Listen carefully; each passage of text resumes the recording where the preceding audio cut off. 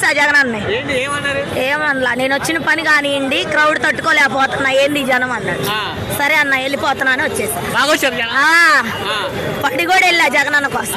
పడ్డా కూడా కింద ఇదిగో దెబ్బ తగిలింది. పులివెందల పులిబిడ్డ చచ్చిపోతా. నా తమ్ముళ్ళు 50 మంది ఉంటారు మన సంక్రాంతి పండగకి.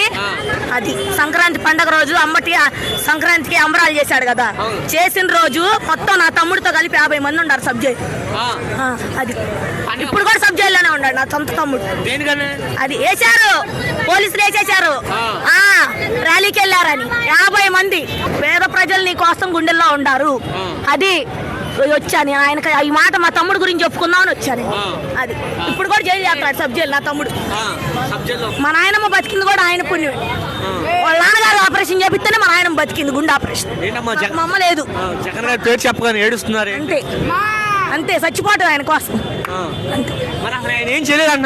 మా నాయనమ్మ బతికిందంటే మాకు చిన్నప్పుడు మా మమ్మల్ని చచ్చిపోయింది.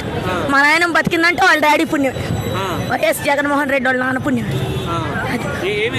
అంతే మా ఫ్యామిలీ మొత్తం మా నాయనమ్మకి హార్ట్ ఆపరేషన్ చేశారు, బైపాస్ సర్జరీ.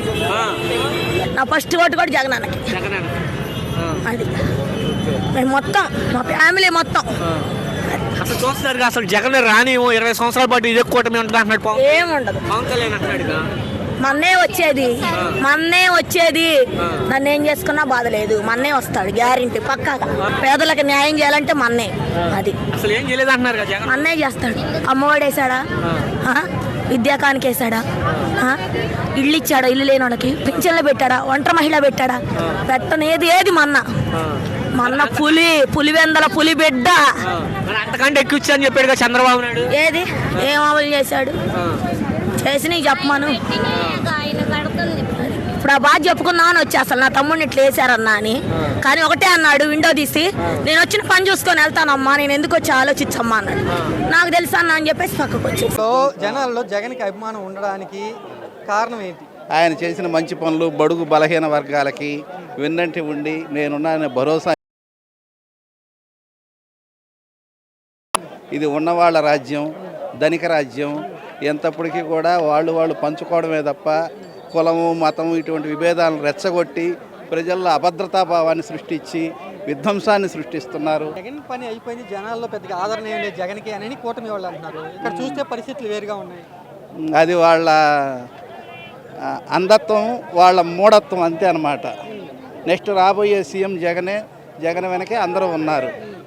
దానికి నిదర్శనమే ఈ జనాభా, ఈ ప్రేమ, ఈ వెల్లువ. జగన్కి చంద్రబాబు గారి పరిపాలన తేడా ఏంటండి? జగన్మోహన్ రెడ్డి గారు ఎటువంటి భేద మధ్యతరగతి ఎటువంటి లేదు, వాడు మావాడు లేకపోతే కులము మతము ఈ ప్రాతిపదికన ఎటువంటి పథకాలు ఇవ్వలేదండి. ప్రతి ఒక్కరికి కూడా అర్హులైన ప్రతి ఒక్కరికి అన్ని మంచి పథకాలు అందాయి. ఇక్కడైతే కుల ప్రాతిపదికన అన్నీ జరుగుతున్నాయి, మత ప్రాతిపదికన జరుగుతున్నాయి. రకరకాల విద్వేషాలను రెచ్చగొడుతున్నారు. వారి విద్వేషాలను బట్టే పరిపాలన సాగిస్తున్నారు. జనాల్లో అభద్రతా భావాన్ని పెంపొందిస్తున్నారు. ఈ విధంగా ఏదో జరిగిపోతుందని చెప్పి వాళ్ళు చెప్పే కళ్ళబొల్లి మాటలు జనాభా నమ్మే రోజులు పోయాయి. కూటమి వాళ్ళ పథకాల అమల్లో ఎలా ఉంది? ఆ పథకాలు ఎవరికి అందుతున్నాయో తెలీదు, ఎవరికి వస్తున్నాయో తెలీదు. ప్రస్తుతం ఆ పథకాల వల్ల ఎవరు లబ్ధి పొందుతున్నారో తెలీదు. పేపర్లలో అంకెలే తప్ప వాస్తవంగా లేదు. జనాలు ఏమనుకుంటున్నారు తేడా? జనాభా పూర్తిగా ఈ 1.5 సంవత్సరంలో కూటమి ప్రభుత్వం పూర్తిగా విశ్వాసాన్ని కోల్పోయింది. ఎటువంటి నమ్మకము లేదు. ప్రజల్లో తీవ్రమైన వ్యతిరేకత, 5 ఏళ్ల తర్వాత రావాల్సిన వ్యతిరేకత 1.5 సంవత్సరంలోనే వచ్చింది. జగన్ని చూడటానికి ఇంత అభిమానం, ఇంత జనం రావటానికి కారణం ఏంటి? జగన్ పాలింగ్ ఏంటంటే జనాల్లో తిరుగుతాడు, జనాల గురించి ఆలోచిస్తాడు. పేద పడుగు వర్గాలకి అతను ప్రతినిధిగా, ఎందుకంటే వాళ్ళ కుటుంబం నుంచే ఉంది. వాళ్ళ నాన్నకాడి నుంచి పేదలంటే మంచి అభిమానాలు, పేదలంటే ఒక ఇది అనమాట. అది ఎంతసేపు మన ప్రజలనే మనం బాగు చేయాలా, పేద ప్రజల్లోనే మనం తిరగాల అన్నది ఆయన. సరే, మరి ఇప్పుడున్న అధికారంలో ఉన్న చంద్రబాబు పవన్ కళ్యాణ్ చేయట్లేదు పేదలు? ఏం చేస్తున్నారండి? ఇప్పుడు 2 సంవత్సరాలు అయింది, ఏం చేశారు చెప్పండి? అదేంటంటే డబ్బులు ఇవ్వను, హెలికాప్టర్లు తిరుగుతారు, విమానాలు తిరుగుతారు, ఇతర దేశాలు తిరుగుతున్నారు. మన ఆంధ్ర రాష్ట్రానికి ఏం చేశారు? ఏం తెచ్చారు? మనకి ఏమైనా చేయాలి కదా. మనకు రోడ్లు వేసారా, ప్రాజెక్టులు తెచ్చారా? లేకపోతే మాట్లాడితే అమరావతి అంటున్నారు. అమరావతితోనే పేద ప్రజలు బతుకుతారా? పేద ప్రజలకు కావాల్సింది అమరావతి ఒక్కటేనా?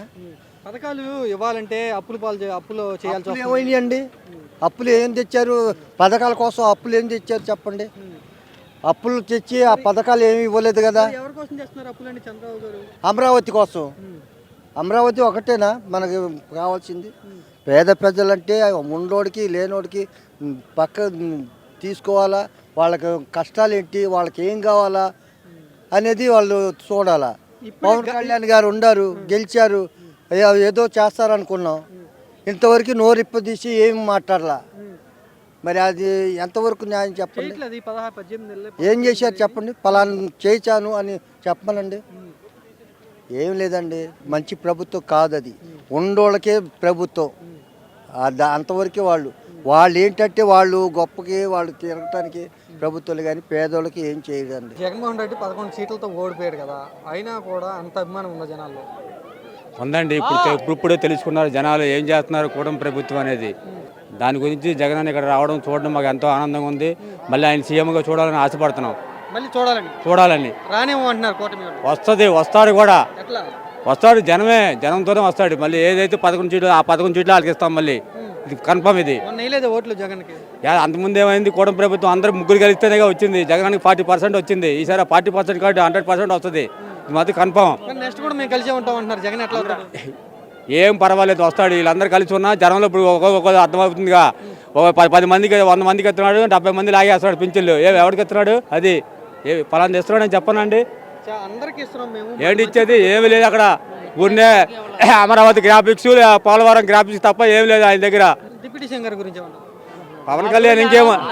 పవన్ కళ్యాణ్ ఏముంది? చంద్రబాబు లోకేష్ ఏం చెప్తే అది చెప్తాడు, అంతే తప్ప ఏమీ లేదు.